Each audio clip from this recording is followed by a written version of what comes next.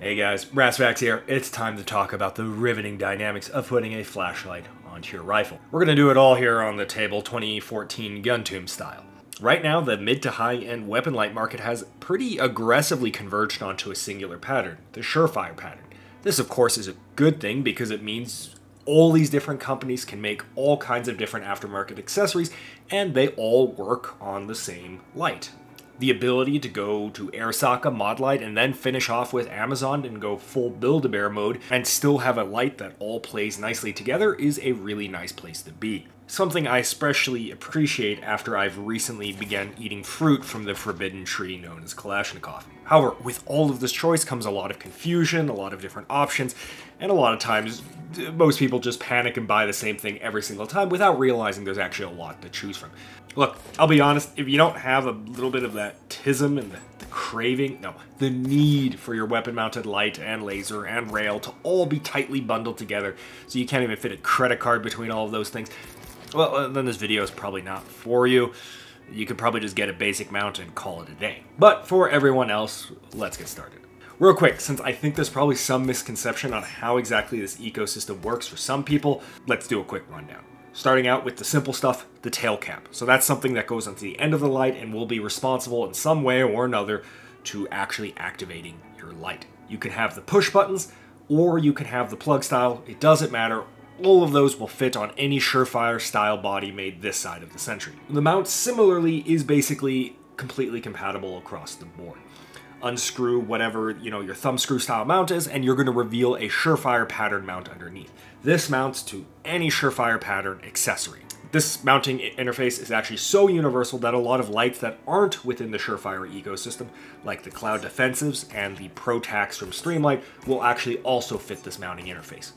The only bit of confusion really comes with the difference of the two types of bodies, which, remember, they still can use the same mounting interface and they can still use the same end cap. However, the different bodies will determine what battery you can use and what head or actual flashlight you can use. It's broadly divided up into dual fuel bodies and the 300/600 series bodies, or the scout bodies as they're often called. The dual fuel bodies can use, well, two different types of batteries. It can use standard CR123s, or it can use 18650s for the long body or 18350s for the short body. It also means it can use dual fuel style heads, which are body independent. A dual fuel head can mount to either the short or long body variant. For the 300/600 series, it's a bit more complicated. The 300 can use one CR123 and it must use a 300 style head, while the 600 series can use two CR123s and it must use the 600 series style heads. The astute among you that are aware of how this works knows that it's actually just slightly more complicated. While the Surefire pattern is universal, Surefire themselves have come up with a new mounting interface that's the kind of the swivel thing, and they call that their Pro Series mounts. That is not universal and is actually very proprietary at this time. We'll touch on that more later. Hopefully you've been taking notes. This will be on the exam. Aye, this totally candid moment brought to you by Venture Surplus, this MRE, and my complete inability to plan and bring food with me on these shooting range trips. The only thing that can survive in that car in the heat, cold, and everything in between are lifeboat rations and MREs. Everything else gets absolutely roasted and completely obliterated. Honestly, this black bean beef thing, not terrible. You see, that's kind of the thing. In the event of a range trip food calorie emergency, maybe you're out on a trip and you just need something to eat right there, right now, or it's an actual emergency, MRE's got you covered. And considering the flavor on this thing, unlike the lifeboat rations, I might actually have a will to live after eating it, which is kind of important. Yeah, so go to Venture Surplus, get yourself some MREs. Back to the video, and I'm about ready to resume some shooting with some food in me. So we need to get our light on the gun. Let's start with the mounting interface. Well, very often a light will come with a thumb style screw mount. More often than not, you're just going to get the body, which ends up actually being cheaper and more efficient as we can mount the light much closer to the actual axis of the gun. This is useful because it protects the light, not sticking out so much, it becomes less of a snag hazard, and if we're going to be using the light with a end cap only, so no tape switch, this ends up being very important to actually place the light in a convenient position that doesn't require Dance Dance Revolution levels of contortions to get the thumb in the right spot. 99% of the time, the correct answer here is go to the Arisaka website and buy one of the angled style M-LOK mounts. This puts the light in a great position for a thumb to actuate while keeping it in line with the rifle. Unfortunately, however, this doesn't cover all of the scenarios, and it's actually very difficult to figure out if it will work for your rifle without just going on Google Images and trying to find the exact combination that you have. Similarly, if you have a laser aiming module, as more and more people tend to do nowadays, or you're running something other than an AR-15 with its very nice slim light rails, well, that's where things get complicated. Trust me, as a gun YouTuber, if there's anything I am qualified to speak on, it's configuring different guns. And only about 60% of the time will the Arisaka trusty angled M-LOK mount actually get the job done and place the light in a useful position. Right out of the gate, you could actually kind of bypass a lot of this by using something that we call a cantilever mount, which pushes the light way forward. Very useful to kind of get out of the way of the laser aiming module, but also getting your white light away from, say, your suppressor or your barrel, causing less, suppressor shroud. So you have a variety of different cantilever style mounts, like this Arisaka one or this HSP Thorntail. Just be warned, these are designed to sit kind of flush against the rail, not jacking them all the way out there. So if you do end up pushing your light way out there, you're going to find that the flexing, bending, or even bumps during normal use are going to cold work the shit out of this little piece of metal, and you're going to get a nice little stress fracture as a treat. Potentially, and very likely if you have night vision, you may find that you don't want to spend the entire afternoon on the Arisaka catalog, nor do you want to use a cantilever style mount, especially if due to durability issues. You may go with a swivel style one-size-fits-all option. Say something like this Boboro swivel mount. Put the light on and swivel it to the exact position you need it to. Now, the Boboro has a number of issues, mainly the fact that it's just a non-purpose-built design, thus it ends up being bulkier than your generic Arisaka mount. But because we're able to kind of move it around, we're able to get it in a much more flush-fitting position up against the laser aiming module or just nestling right up against the rail. I think the Boboro is a little bit inefficient in how it does things, especially since the actual pivot interface is at the bottom of the Scout mount and not in the center. We can solve this by keeping our Boboro mount and ditching the Scout body for a Balder body, which moves the pivot interface to the center, allowing us to much more tightly nestle up the light against the body. But this obviously costs more money because we're replacing a body that we've already bought and buying a new body on top of that. But you're a good little consumer, so go ahead and open up that wallet. Surefire sort of solved this problem by abandoning their own damn footprint they spent 3 decades on and shipping their newer lights with the Pro Series mount, which more or less ends up just being an identical copy to that Balder/Boboro mount that we showed earlier in honestly a much more well-executed fashion. These things are pretty love it or hate it. They are objectively the single best way to get the closest fitment possible and the exact position if you're using a thumb switch to get it where your thumb's going to end up being naturally. But because the actual pivoting is just a metal-on-metal clamp friction, they don't really get all that tight. Even if you just completely monkey on this thing, you can actually just grab it and push really hard and the thing will kind of rotate. You do that, once or 3 times, and you're going to have a floppy boy in the field bouncing all up and down. It's not great. Regardless, though, I tend to default to these mounts nowadays. Just, they're so versatile, and you don't really need to think about stuff. Just mount it to your rifle, swivel it into the correct position, tighten it down, and you have excellent fitment. That's great and all if you're just starting out or don't have too many lights, or you just need to buy another light. Unfortunately, if you're like me and have been doing this for a while, you have an entire college tuition's worth of these OG style Scout bodies, and you're not able to kind of convert them into the swivel style bodies if you'd like to do that. Fortunately, one of our bros here on GunTube, Compulsive Gun Buyer, has actually made a solution for this. With his company Meteor Concepts, he was able to kind of make an adapter very similar conceptually to the Boboro mount, but it mounts in a much better, more efficient way such that it doesn't impinge off of the mount itself, allowing for better fitment, and it uses the Surefire Pro style swivel mount. Excellent if you already have one of these lying around, allowing for much better fitment as well as backwards compatibility so you don't have to buy a Surefire Pro. The only real downside is it's kind of hard to source the Surefire M-LOK Pro mounts, as they're like $80 for some reason on the Surefire website. What the fuck? But if you already happen to have a couple of these lying around, because you get 2 of them with each single, Surefire Pro purchase, this could be a great way to modernize your lighting fleet. Okay, that's it on mounts, at least at the surface level. But we're not done yet. Yes, that's right. Sit the fuck back down on that toilet seat at work. We still have half the video to go. All right, I'm just kidding. Is there anything North Americans making that's kind of cool? No one wants to be pouchless. See if, I mean, you could always just buy a Circ or an IPOC or some shit if you want a couple extra little nubbins, but... What the fuck is an IPOC? Individual The fuck patrol is a officer Circ? kit. That sounds a lot like some kind of LGBTQ thing. It's like, hey, I was represent about the to IPOC. say, Well, BIPOC isn't that is the thing. actually? It's like BIPOC. IPOC or something. Oh, BIPOC is black and BIPOC indigenous is peoples of color. Oh, Yeah. okay. So I'm a BIPOC, right? Yeah. Oh, no. What? No, he's an indigenous person of color. No, he's been demoted to white because of his behaviors. Half brown people? He's not fully brown. He's not brown. He's yellow. I mean, he sort of aspires to brownness, doesn't he? That's true.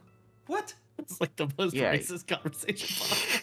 Oh, no shit does he front. He fronts like a brown man, but he's not. Bullshit. Don't listen to him. Should I try out the new Vortex Venom 3 to 15 then? So you have your light on your gun, but now we need to activate the light. Basically, all of these things will either ship with nothing, or they will ship with the Surefire clicky tail end cap, aka the Z68. Yeah, I know.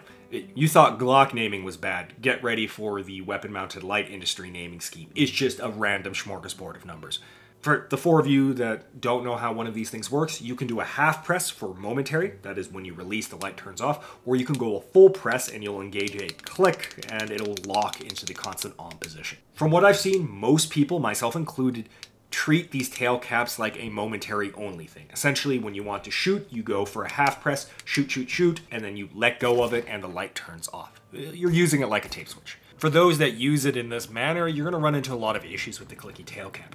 Very often under recoil, since you're in the half press position, the gun will jolt a little bit, because that's what recoil is. It's going to push you from the momentary position to the constant on position. But because your brain and training makes you think that you're in the momentary position, you'll begin running to the next firing position, and you're not going to realize that your light is left in the on position. Now we could kind of chalk this up as skill issue, training issue, but we're in the land of America and we can solve our problems via consumerism. Which is why I recommend that you immediately ditch the clicky tail cap and go ahead and buy an Arasaka Momentary. Yes, I'm going to mention Arasaka a lot, but they really are the name in town when it comes to aftermarket accessories for the Surefire ecosystem. If only I had an affiliate link, right? Since I have 0 female viewers, I know this actually applies and appeals to literally 100% of you. The nipple tail cap from HRT and Valhalla Tactical actually offers a pretty cool halfway point between the clicky tail cap and a full-blown tape switch. And the motion of fondling with it is something all men are hardwired to understand. It's much harder than you think to actually engage the constant on here, but obviously it represents a pretty big ND hazard compared to the shrouded end cap. It's kind of fun to play with. Oh no! I see the marketing strategy here. Freeze! In theory, I heard you can do surgery on the clickies and convert them into a momentary only type, but I've been struggling to find a good guide on that, and yeah, I just ponied up the money for the Arasaka Momentary. Anyways, since I typically run night vision, I'm actually not gonna run a tail cap most of the time. I'm gonna run a tape switch. Mostly because if you're gonna bother with the chaos that is cable management to get a tape switch for your night vision device, you might as well double up. Which means off comes the button and on goes an overpriced receptacle. OEM-wise, we're looking at 2 choices here. We have the UE end cap. I don't know why it's called the UE, which is a plug only. You just plug it in, you're good to go. And then we have the DS00. It's very similar, except it actually has a button which allows us to press for constant on, while also giving us some redundancy should our tape switch fail in some form or another. You're already completely balls deep into the light ecosystem at this moment, so we're only going to touch on the fact that these things actually cost a significant component of the overall cost of the light, and does kind of speak to the fact and answer how the fuck a light system can end up costing over $500. Unfortunately, while being the industry standard, the DS00 and the UE are both kind of fragile, as the detents that hold the actual plug in place tend to wear out over time, resulting in a lot of light flickering, or simply the light becoming slightly unplugged and not working at all. We call this less than optimal. This spend a lot of money and still not have a great solution is really becoming a common theme, but let's keep it going, open up that wallet. Thank you, sir, may I have another? You have about 3 options here to kind of solve this issue. Z-Bolt makes this guy right here, called the Z-Bolt Dual Port Plug. Thank you for having a normal name. It cheats the problem of the plug gussie, if you will, becoming loose and the detents becoming loose by essentially just skipping the problem and not using standard Surefire light receptacle plugs. It instead uses crane pattern plugs, which have a much more aggressive sort of detent locking system, and it allows it to, do well. I've been using this one for 6 months. It's been working just fine. And the crane plug, while not necessarily the correct plug for something like this, is still equally as prolific and easy to get, so it ends up being a not as big of a deal as you might think. Though it does preclude you from using certain dual port style plugs. Version 2 is the venerable zip ties. You don't actually need to have these things be quick detach, so you can just, feed a zip tie through the front in such a way that it forces the plug in and can't really back out, and that keeps tension on it the whole time. There is sort of a half solution where you become a Unity gas cap guinea pig. Unity has sort of made a very similar tape switch to everything we've seen thus far, except this uses a USB-C type interface instead of the crane plug. This allows it to be mounted in a kind of perpendicular position instead of in line with the actual recoil axis, protecting the plug much more from the forces of the gun.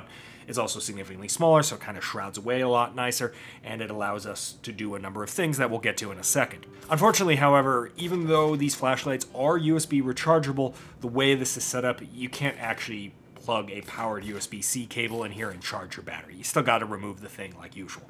I've used the gas cap for about 3 months now on mostly an AK, and really it's worked fine. The weird plastic cock ring thing that comes with it, which is meant to kind of secure it in place, falls off immediately, right? You brush it up against anything and you're going to damage it sufficiently that it's not going to work anymore. And this isn't just with mine. Everyone that I know that has one of these things just rip off immediately. And while probably contributing somewhat to the waterproofing, I believe USB-C is actually somewhat water resistant, so it's not too big of a deal in the grand scheme of things. It's not like the Surefire one is particularly great in this regard either.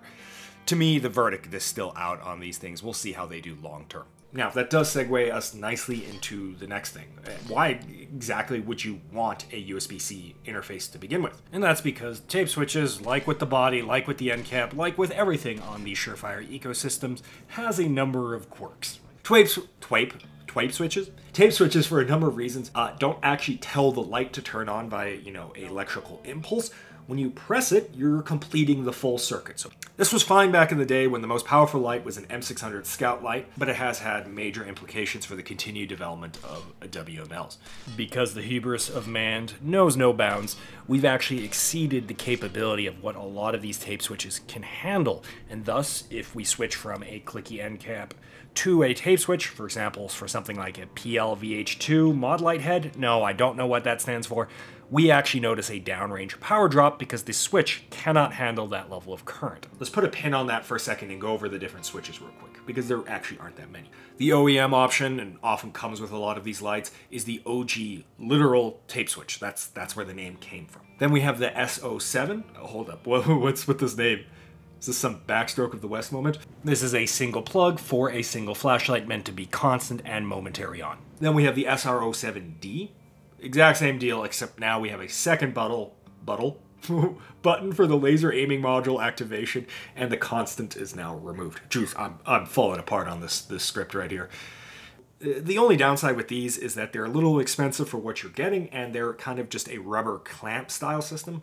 So they wear out a lot if you end up swapping them a lot between rifles. So if you want something a little bit more robust, you can get the the Tactical Augmented Pressure Switch, which allows you to kind of get the same functionality as the SR07D, but it actually screws into the actual Picatinny with a much more robust system. The actual gimmick or functionality of these things is that these are meant to actually work with a laser aiming Viz override. So when you hit the white light button, not only does it use your white light, but it'll actually fire the Viz laser no matter what setting your laser aiming module is set to.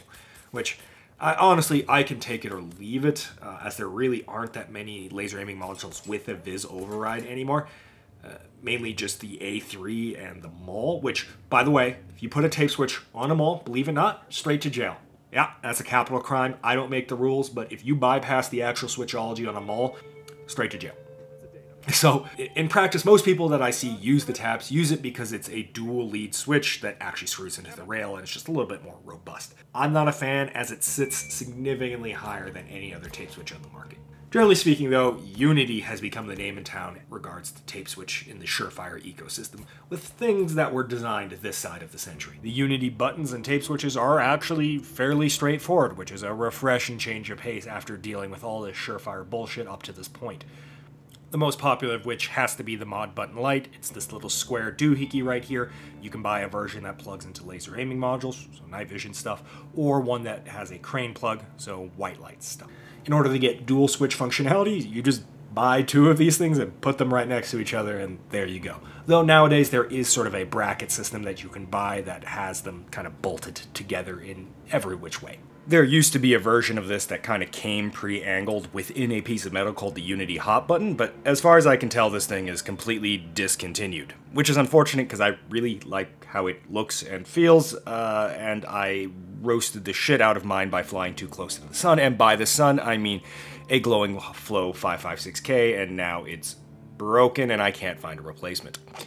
Speaking of which, I believe it's been replaced by the much cheaper to manufacture Axon line. The Axon line is sort of a hybrid between a tape switch and the clicky tail cap that we talked about earlier, in the sense that the circular component acts exactly as a clicky tail cap would, while the tape switch component down here, this guy, ends up being the more traditional press for momentary only. There is no click functionality. There's also sync style buttons where essentially you press one button and you activate two things simultaneously. This is useful in smaller builds where you kind of switch back and forth between night vision or white light usage, but you can't really access both at the same time.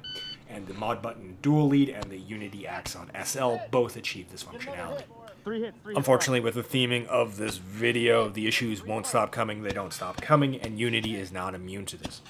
Starting out with the mod button light, just due to the kind of non-tactile, squishy nature of these things, tend to send double taps towards whatever it's plugged into. Not an issue with a flashlight. However, with a laser aiming module, this is a big issue because a lot of them interpret double taps as the command to permanently stay on. As mentioned earlier with the Axon series, I'm not a huge fan of clicky functionality, but even if you are, there are issues here. For example, with the Axon SL, which is not one button, it's actually two buttons sandwiched on top of each other. So if you go for a half press, very often you're going to find you're only going to activate one of your two devices, and then you go for the full press and whoops, look at that, I went into the clicky mode. The full Axon with the two buttons also has the issue where there's so much down lead on this thing, I don't know why. These things are meant to be run on the top of your rifles, so yeah, you're going to be in cable management hell with one of those. And that brings us back to the power draw issue I mentioned earlier. The Unity, TAPS, and even the Surefire OEM switches are not rated for the amperage that these new high candela lights are pushing out, and we notice about a 10 to 20% downrange performance drop compared to the standard end cap. Yes, I pulled that number out of my ass, just look at the pictures. The obvious solution is you can just suck it up. 10% output drop is not that big a deal in the grand scheme of things. That's honestly what I do. But a lot of people spent all of this money on light performance, so by God, they want every single lumen they paid for. So we're back at another crossroad of compromise and consumeristic expenditure. So that Unity gas cap I mentioned earlier can actually handle the current load without a drop in output. Just be ready to be a gas cap guinea pig and to buy a new end cap and tape switch for every single light you own. Alternatively, you can wash your hand of this whole affair like Cloud Defensive did and make an entirely new ecosystem, solving the current output power issue. But now you're locked into an entirely unique ecosystem which has its own smorgasbord of issues. Or you can re-embrace Surefire supremacy and buy their new turbo lights. These are the best of the best right now. They put out the most candela, and they actually work with all these tape switches flawlessly without a power drop downrange, which that actually seems like black magic to me. So, with all that said, as you can see, there's a lot of ways to skin this cat of just getting a weapon light on your gun and setting it up in the most efficient way possible. There's no one way to do it, there's no correct way, about a billion wrong ways, which is why the Surefire ecosystem is just complete agony. A title I stole from Hub. Speaking of which, he'll be handling the actual comparison of all the different WML heads, so assuming we time this right, which is basically impossible to be honest, you can go ahead and head over to his channel and watch that video. Alright, I need a nap. I'll see you guys later. Oh, it's too far. Nope, he's honing in. Coming in for a docking pattern. That's hilarious. Long range missile. Fueling complete.